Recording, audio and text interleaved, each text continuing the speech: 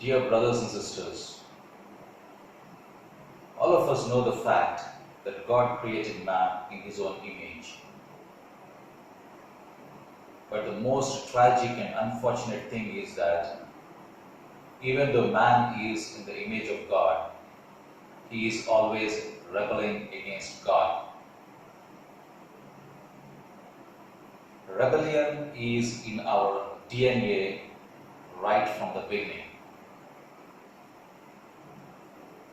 Disobedience is nothing but rebellion. Disobedience is nothing but distancing ourselves from God. It is nothing but running away from God. By disobeying God, Adam rebelled against God. After eating the forbidden fruit and coming to know of their nakedness, Adam and Eve tried to run away from God. They wanted to hide themselves. The topic I have chosen for today is, if you want to run from God, the devil will always provide the transportation. This quote was said by Dr. Jerry Wines. He quoted that, if you want to run from God, the devil will always provide the transportation. When I talk about transportation, I suppose the means or the access or the way. The first person I would like to discuss about is Cain. All of us know the story of Cain and Abel. If you read Genesis 4th chapter verses 1 to 9, Genesis 4th chapter verses 1 to 9, Adam made love to his wife Eve, and she became pregnant and gave birth to Cain. She said, "With the help of the Lord I have brought forth a man." Later, she gave birth to his brother Abel. Now Abel kept flocks, and Cain worked the soil. In the course of time, Cain brought some of the fruits of the soil as an offering to the Lord. And Abel also brought an offering, fat portions from some of the firstborn of his flock. The Lord looked with favor on Abel and his offering, but on Cain and his offering he did not look with favor. So Cain was very angry, and his face was downcast. Then the Lord said to Cain, "Why are you angry? Why is your face downcast? If you do what is right, will you not be accepted? But if you do not do what is right, sin is crouching at your door. It desires to have you, but you must rule over it." Now Cain said to his brother Abel, "Let's go out to the field." When they were in the field, Cain attacked his brother Abel and killed him. Then the Lord said to Cain, "Where's your brother Abel?" "I don't know," he replied. "Am I my brother's keeper?" In just 9 verses, we come to know the birth of Cain and Abel, the different occupations of Cain and Abel, both of them bringing their first offering to the Lord accepting Abel's offering and rejecting Cain's, Cain being downcast and finally murdering his brother Abel. If you carefully read the 7th verse, We understand that God cautioned Cain, but the latter did not obey God.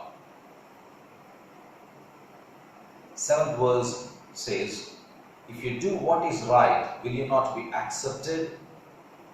But if you do not do what is right, sin is crouching at your door. It desires to have you, but you must rule over it."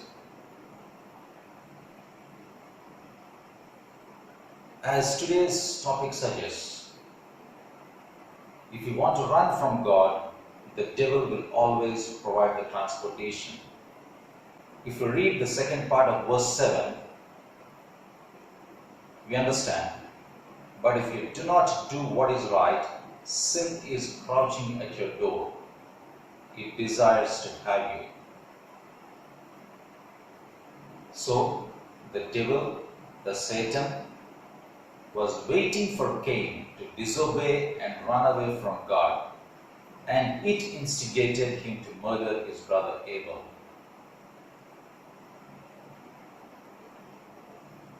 Next, in Jonah's case, the devil literally provided the transportation to Jonah to run from God.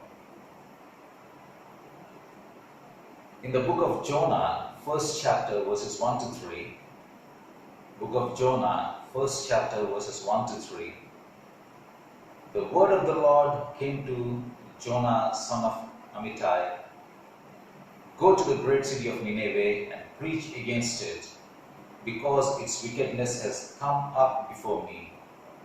But Jonah ran away from the Lord and headed for Tarshish. He went down to Joppa, where he found a ship bound for that port. After paying the fare, he went aboard and sailed for Tarshish to flee from the Lord.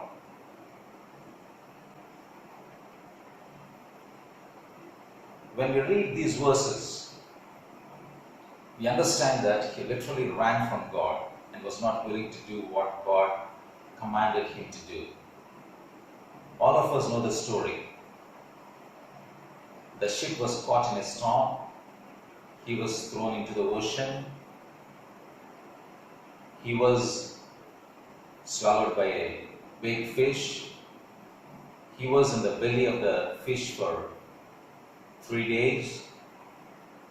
He repented in the fish belly, and then the fish vomited him out. Jonah went to Nineveh and cautioned them. He preached the word there. And when the people of Nineveh repented, God did not destroy Nineveh. When God did not destroy Nineveh, in chapter 4 of the same book, we read that Jonah was angry at God, which itself is disobedience. The third person is Samson. In the book of Judges, we come to know the birth of Samson. We know that he was chosen by God to deliver the Israelites from the hands of the Philistines. When we look at the life of Samson,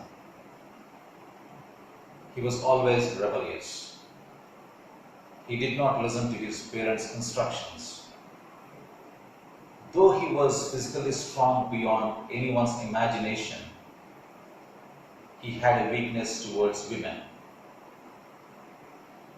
And the devil employed the same weakness to destroy Samson.